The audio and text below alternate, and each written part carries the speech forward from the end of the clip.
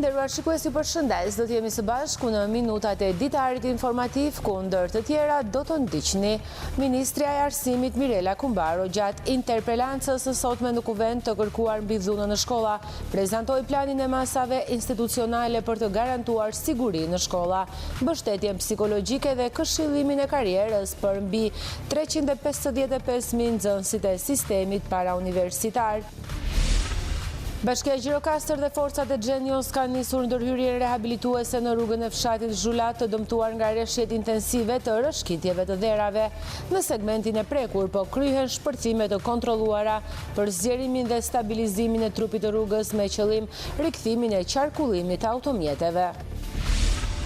Ndryshimet e miratuara në janar në kodin penal parashikojnë shpërsim të masave edhe për parkimin dyshe, duke u penalizuar deri në 1 vit burg. Ky ndryshim ka ngjallur reagime nga qytetarët dhe ekspertët e ligjit, të cilët e konsiderojnë masën të tepruar dhe jo proporcionale. Sipas tyre, problematika e parkimeve duhet të trajtohet me masa administrative dhe jo me ndëshkime penale. Dhoksati, fshati i njohur i Lunxhëris, në dimër jeton me një ritëm më të qetë. Banorët merren me punët e stinës dhe kujdesin për banesat karakteristike, duke mbajtur gjallë identitetin e zonës, ndërsa vera e kthen Dhoksati në një destinacion të preferuar turistik. Dimri zbulon anën autentike të tij, mes qetësisë dhe pritjes për sezonin e ri. Ju njohim tani më gjërësisht Ministri e Arsimit Mirela Kumbaro gjatë interpelancës së sotme në kuvent të kërkuar mbi dhunën në shkolla, prezantoi planin e masave institucionale për të garantuar sigurinë në shkolla, mbështetjen psikologjike dhe këshillimin e karrierës për mbi 355.000 nxënësit e sistemit parauniversitar, duke theksuar rëndësinë e të trajtuarit të sfidave, duke marrë pjesë të gjithë aktorët e shoqërisë nga familja deri tek institucionet. Ministria e Arsimit Mirela Kumbaro gjatë interpelancës për dhunën në shkolla në kuvent vlerësoi punën e përditshme të mbi 30.000 mësuesve dhe 2.670 mësuesve ndihmës, që kujdesen për 355.000 nxënës në 1.498 shkolla parauniversitare. Ajo theksoi rëndësinë e angazhimit të gjithë aktorëve të shoqërisë nga familjat e institucionet për të përballur me sfidat e botës virtuale dhe për të garantuar sigurinë dhe mbështetjen psikologjike të fëmijëve. Po flasim për një sfidë globale që në forma të ndryshme po përjetohet sot nga të gjitha shoqëritë dhe që lidhet drejt për drejt me dinamikat që shoqërojnë ndryshimin e botës ku rriten fëmijët tanë. E kam fjalën konkretisht për hapjen pa limit të botës virtuale që thyen gjithë kodet e komunikimit dhe zhbën konvencionet etike të shoqërive mbi të cilat ngrihen dhe rregullat e sjelljes në shoqëri. Edhe patjetër që është një sfidë globale, por është një sfidë që në Republikën e Shqipërisë do duhet ta trajtojmë të gjithë ne bashkë. Aktor social, politik, ekonomik, mediatik, nga familja e deri te shteti, si një kauzë për bashkim forcash dhe jo si se bepin e radhës, siç sapo e pam për politikën e çastit që sjell vetëm një çorb fjalësh. Kemi 355.510 fëmijë në sistemin ton parauniversitar, nga klasa e parë deri në të 12-ën. Mbi 30.000 mësues punojnë sot me përkushtim në të 1.498 shkollat e sistemit parauniversitar. 1.670 mësues ndihmës japin sot kontributin e tyre në të gjithë këtë rrjet për të siguruar gjithë përfshirjen e fëmijëve me aftësitë ndryshe brenda të njëjtit sistem arsimor, ku numri i fëmijëve me aftësi ndryshe për vitin 25-26 është rritur me 6.8%, për një total prej 6.073 fëmijë, përkundër rritjes së numrit të mësuesve ndihmës për ta me 8%. Në sistem janë të angazhuar gjithashtu 686 koordinatorë cilësie dhe karriere, 329 oficerë sigurie dhe 1183 psikolog dhe punonjës social që mbështesin mësimdhënien dhe sigurinë në shkolla. mbi 686 koordinator cilësie dhe koordinator të karrierës të trajnuar profesionalisht si të tillë punojnë në shkollat tona për të rritur cilësinë e mësimdhënies dhe për të shoqëruar nxënësit në arsimin bazë dhe në atë të mesëm në zgjedhjet dhe vendimarrjet e tyre për jetën e tyre. 329 oficerë sigurie janë sot të pranishëm çdo ditë në shkollat me numër të madh nxënësish, kryesisht, dhe vijon procesi i trajnimit të kandidatëve të tjerë pranë Akademisë së Sigurisë ku ata pajisen me një certifikat të posaçme. Ndërkohë që numri total i parashikuar për këtë vit akademik është 392 i miratuar për oficer siguri dhe i garantuar me fotpage, për çka vijojnë thirrjet periodike në mënyrë të rregull. 1183 psikologë dhe punonjës social janë aktiv në shkollat publike dhe jo publike të Republikës së Shqipërisë. I solla në vëmendjen tuaj këto të dhëna për të mos ju lodhur me të tjera, po aq domethënëse, por i solla sepse e gjej cinike dhe dritë shkurtër që të mohosh me lehtësinë e padurueshme të kohës së papërfillshme televizive që zë kjo lloj politike, punën që bëhet çdo ditë nga mira e mira punonjës të arsimit. Për të çuar përpara dhe për të përmirësuar po ashtu ditë pas dite cilësinë e arsimit kombëtar, rolin e shkollës dhe krijimin e modeleve të mira përkundër fenomeneve negative bashkëshoqëruese që janë po aq të lashta sa njerëzimi dhe po aq moderne dhe të komplikuara sa koha që po jetojmë. Kumbaro tha se është cinike të mohosh për kushtimin e mësuesve dhe nënvizoi nevojën për të mbrojtur dinjitetin e tyre si pasuri kombëtare përkundër fenomeneve negative shoqërore. Bashkia Gjirokastër dhe forcat e Xhenios kanë nisur ndërhyrjen rehabilituese në rrugën e fshatit Zhulat, të dëmtuar nga rreshjet intensive dhe rrëshqitjet e dherave. Në segmentin e prekur po kryen shpërthime të kontrolluara për zgjerimin dhe stabilizimin e trupit të rrugës me qëllim rikthimin e qarkullimit të automjeteve.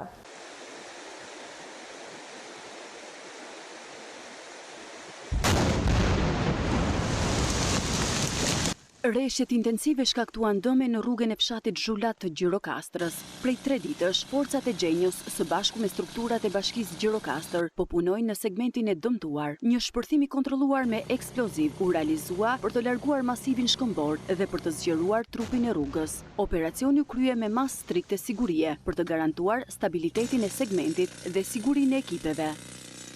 Prej 3 ditësh nga data 9 është angazhuar me 10 forca, 3 mjete, 1 agregat dhe ka eliminuar këtë emergjencë problematike që kishte sjell pengesë për rrugkalimin në fshatin Zhulat, të përber prej 50 familjesh dhe 170 banor. Ndërhyrja në prishjet e kontrolluara të masiveve shkëmbore është kryer në 3 faza. Çdo ditë kemi plasur plasje me eksploziv. Sot rrugkalimi është 2 kalimësh për në fshat. Punimet në këtë segment rural do të vijojnë deri në normalizimin e plot të situatës, ndërkohë që sipas Larajt, hartimi një plani afatgjat do të ndihmojë në parandalimin e dëmtimeve të ngjashme nga rreshjet dhe rrëshqitjet e dherave. Në këtë segment rrugor prej 120 metra linear është kryer sepse ishte tereni shkëmbor dhe është bërë komplet traseja e rrugës kalon në shkëmb dhe nuk do të ketë më problematika, por gjithsesi nga pushteti vendor duhet të ketë një plan të detajuar sepse është një gjatësi e madhe këtij rrugkalimi dhe mund të ketë dhe rrezikime të tjera, por këto i bjerë në planet modernizuese të mëvorshme. Fshati Zhulat me rreth 50 familje dhe 170 banor, të cilët kishin mbetur të bllokuar prej disa ditësh, tashmë kanë akses të plotë në qarkullim. Rreshjet e dendura të janarit shkaktuan dëmtime në disa rrugë rurale të Lunxhërisë. Reagimi i emergjencave civile dhe forcave të Xhenios ishte i menjëhershëm, duke rikthyer qarkullimin dhe normalizuar situatën. Megjithatë, banorët e Dhoksatit theksojnë se ndërhyrjet janë të përkohshme. Ata kërkojnë rikonstruksion të plotë të rrugëve për të shmangur problemet e njëjta dhe për të garantuar lëvizje të sigurta në çdo sezon. Rreshjet intensive shkaktuan dëmtime të konsiderueshme në rrugët e zonave rurale. Si pasojë e prurjeve të shumta të ujit dhe rreshqitjeve të dherave, disa segmente u bën përkohësisht të pakalueshme. Strukturat e emergjencave civile në bashkëpunim me forcat e Gjenjos ndërhyn menjëherë në terren, duke bërë të mundur pastrimin e rrugëve dhe rikthimin gradual të normalitetit. Gjatë gjithë kësaj periudhe, puna është përqendruar në hapjen e shpejtë të akseve rurale, me qëllim që banorët të mos izoloheshin dhe të garantohej lëvizja dhe furnizimi bazë.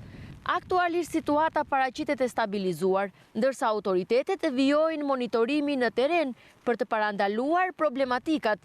Megjithatë, banorët e fshatit Duksat shprehen se ndërhyrjet e fundit ndonë të domosdoshme dhe të shpejta janë vetëm një zgjidhje e përkohshme. Kryeplaku i fshatit nga ana tjetër theksoi se situata e krijuar nga rreshjet nxori në panevojën për një rikonstruksion të plotë të rrugës.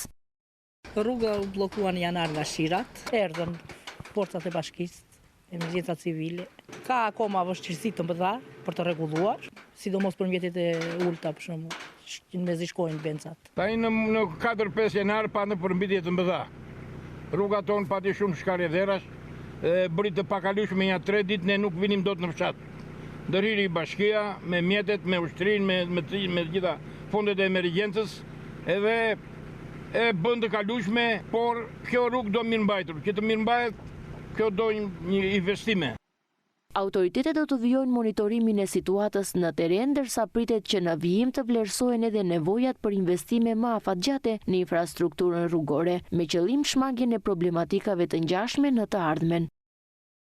Ndryshimet e miratuara në janar në kodin penal parashikojnë ashpërsim të masave edhe për parkime dyshe, duke penalizuar deri në 1 vit burg drejtuesin e mjetit. Ky ndryshim ka ngjallur reagime nga qytetarët dhe ekspertët e ligjit, të cilët e konsiderojnë masën të tepruar dhe jo proporcionale. Sipas tyre, problematika e parkimeve duhet të trajtohet me masa administrative dhe jo me ndëshkime penale. Në janar të këtij viti, Parlamenti miratoi disa ndryshime të rëndësishme të kodit penal, të cilat synojnë forcimin e luftës kundër krimit dhe përmirësimin e sigurisë. Por, ndërsa disa ndryshime janë mirëpritur, një nga ato që ka shkaktuar më shumë reagime te qytetarët është ndryshimi i ligjit për parkimet dyshe. Po mendimi është që gjob mund të ketë, po burg nuk ma merr mendje se duhet. Kështu që për mua nuk është e drejtë. Jo, të gjobitet, pse të arrestohet? Të gjobitet. Do me thënë ju si qytetar nuk jeni dakord? Jo, absolutisht jo, a është e gabuar. Në parkimet dyshe janë të gjyra. E para puna ka parking sekundar, ka dhe parking që parko makinën dhe shoferi, pi kafe për qef tja, si a ka Terezia. Ku për këtë jam, që të ndëshkojt me masë më tërme. Pse, si anomali në qarkullimin e mjeteve, sidomos në kone pikut. Po ne kemë të masa që edhe kodi rrugori i nje. Po që nuk zbatojnë. Do zbatohet. Tani, ligj ish ligj, do të me i re. Për këto parkime dyshe që janë e parkom dhe pikave më përqevin nëmë. Në qoftë se nuk krijon kushte bashkia ose shteti, si me them, që të ketë mundësi shoferit ndalojt, të marrë atë ka ndërmend të marrin në minimarket, supermarket, ose mos në pjesë këndimi, do të ndalosh, të mbarosh punë. Ka masa plot më të zbutura. Arjan Sotiri, kreu i dhomës së avokatisë për Gjirokastrën, ka theksuar se ky ndryshim nuk është i nevojshëm. Nuk mund të bëhet kundravajtja administrative vepër penale, sepse në jetën e përditshme qytetarët mund të parkojnë dysh për të bajnë farmaci, për të blerë bukë, për të blerë një akullore fëmijës dhe duke ja lënë një polici të qarkullimit interpretimin e kësaj dispozite do përdore thjesht për të rritë korrupsionin dhe jo për të vënë rregull. Janë njësër ndryshimesh që janë miratuar në kodin penal. Këto përfshin rritjen e dënimeve për krimet e rënda, si korrupsioni, dhuna në familje, krimet seksuale e të tjerë. Bashkia Dropull vijon të jetë një destinacion i preferuar turistik edhe gjatë muajve të dimrit. Bukurit natyrore, trashëgimia kulturore kanë tërhequr rreth 100.000 vizitorë gjatë vitit që lan pas, ndërsa bashkia ka vijuar mirëmbajtjen e siteve turistike për të forcuar turizmin gjatë gjithë vitit. Bashkia Dropull mbetet një nga destinacionet që edhe gjatë muajve të dimrit vijon të jetë preferuar nga turistët vendas apo të huaj. Bukurit natyrore, qetësia dhe trashëgimia kulturore kanë tërhequr vizitor gjatë gjithë vitit, duke dëshmuar se Dropulli tashmë është një zonë me vlera të larta turistike dhe kulturore. Janë vizituar më tepër kultet që janë afër rrugës nacionale, ka tërhequr edhe kulinaria më shumë se sa do kërkohet kulinaria e Dropullit, se ka produktet e saj të veçanta. Dropulli tërheq më shumë edhe me pamjet piktoreske, si me fshatrat që janë malore, si Sotira, që është edhe fshati turistik, fshatrat e tjera që janë afër rrugës nacionale prapë dhe janë afër dhe kanë të thjeshtë që të vizitohen. Bashkia Dropull gjatë kësaj periudhe ka kryer edhe mirëmbajtjen e siteve turistike që kanë në jurisdiksion. Është bërë mirëmbajtja e amfiteatrit të Adrianopolit, që edhe ajo ka vizitor, janë të interesuar të vizitojnë teatrin e Adrianopolit, ose kishat, ose kishën e Shën Parashtjevis që është në fshatin Terihat, kishën e Dervicianit. Gjatë vitit të kaluar, Bashkia Dropull u vizitua nga rreth 100.000 vizitor, një tregues i qartë se kjo zonë po konsolidohet gjithnjë më shumë si një destinacion turistik i rëndësishëm, jo vetëm në sezonin veror, por gjatë gjithë vitit.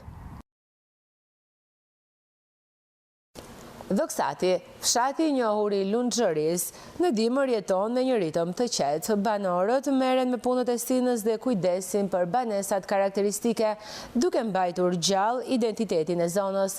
Ndërsa vera e kthen Dhoksati në një destinacion të preferuar turistik, dimri zbulon anën autentike të fshatit mes qetësisë dhe pritjes për sezonin e ri. Në fshatin Dhoksat, pjesë e njësisë administrative Lunxhëri në bashkinë Gjirokastër, jeta gjatë këtyre ditëve të dimrit vijon normalisht. Temperaturat e ulta dhe ritmi më i qetë i sezonit nuk kanë dalur për ditëshmërinë e banorëve, të cilët vazhdojnë angazhimin e tyre sipas traditës së hershme të zonës. Banorët e Dhoksatit mbeten të lidhur fort me zakonet dhe mënyrën tradicionale të jetesës. Punët e kësaj stine, kujdesi për shtëpitë karakteristike prej guri, përgatitjet ushqimore dhe organizimet bujqësore janë pjesë e përditshmërisë së tyre, duke ruajtur identitetin e fshatit ndër vite. Si që kanë zakon banorët këtu, të bëjnë të thurën baqera, të bëjnë të punra, të koshtit të andej këte që kur vi beharit i kenë gati këto gjera, këta të mos kenë probleme, kështu. Kjo është periulla që bëjtu. Se tani ishë muaj shkurt, edhe fillojnë këto gjera, pasaj fillon puna këtu.